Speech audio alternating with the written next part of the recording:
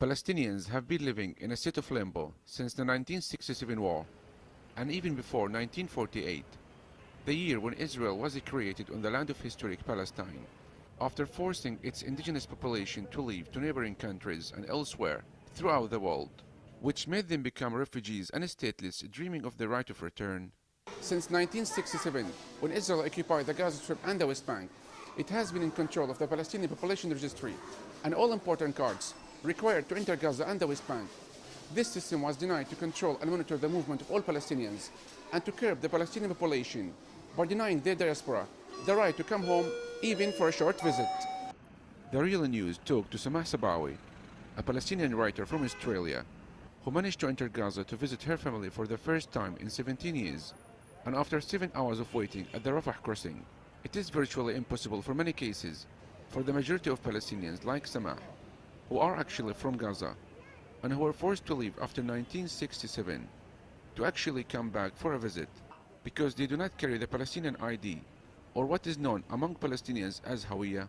There is great power in controlling the birth registry and the population registry when you are a nation that defines yourself by a specific ethnic character, which is the Jewish character. You want to know how many non-Jews are being born within your area of control. You want to be able to control this population. So it's a great measurement of controlling not only the exit and entry and movement of the population, but also to implement a kind of a segregation so that you have people within the West Bank who cannot come to Gaza because they've got they're confined by their IDs to the West Bank, and you've got people in Gaza who can't dream of going to the West Bank for the same reason.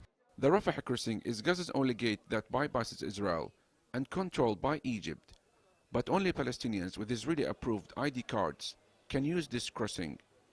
Those who do not have IDs, or what is known as Palestinian National Number Card, issued by Israeli Interior Ministry, and wish to visit Gaza, have to coordinate their visit with Egyptian authorities in case their attempts failed. The alternative is to use underground tunnels between Gaza and Egypt. We have over 200,000 Palestinians registered in our database and who are living outside Gaza and do not have Palestinian IDs issued by Israeli authorities. They have applied for family unification, registration and residency. This issue was stopped by Israeli authorities some years ago.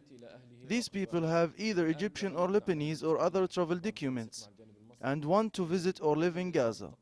We have overcome this problem by coordinating this matter with Egyptian authorities, by granting them identification cards issued from the Palestinian Ministry of Interior in Gaza.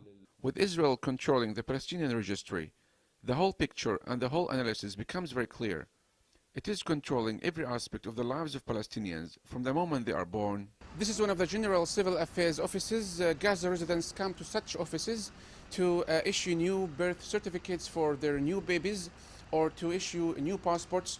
Some have gone far, calling Israel's control of the Palestinian registry and residency as an apartheid system that was designed in order to keep an eye on the population growth of the Palestinian people and sever the Palestinian population either in the Gaza Strip or the West Bank from the diaspora. This is not a violation against our own sovereignty. This is a violation against international law, against international humanitarian law, against any law in any country, anywhere, anytime, any place.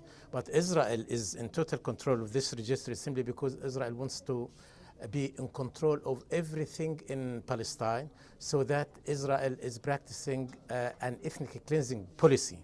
Whenever Israel knows that there is a growth in Palestinian population, Israel uses a new strategy in order to de-Palestinianize, depopulate, and de-Arabize Palestine, and to use this ethnic cleansing policy.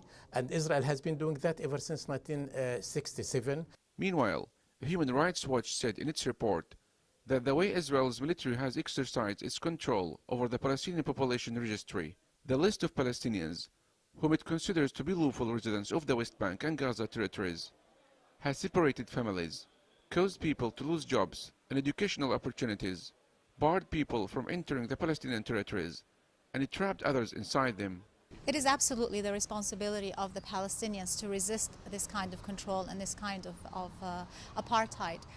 When you're controlling the birth registry of the Palestinian and you're issuing ID cards to the Palestinians, you're also issuing status within your society. So those who are of Jewish ethnicity and who are Israeli citizens, they get preferential treatment above all else.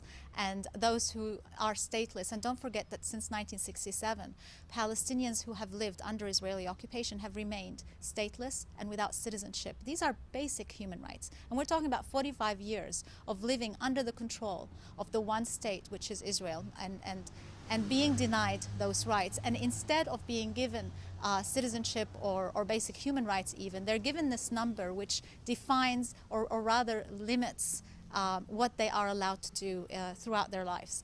While Israeli policies on the Palestinian residency denied thousands of Palestinians the ability to live in and travel to and from the West Bank and Gaza, the system of ID cards is used as a weapon to further cement the implementation of the fragmentation of the Palestinian population, as it confines the Palestinians to their geographic Israeli-controlled Bantustans.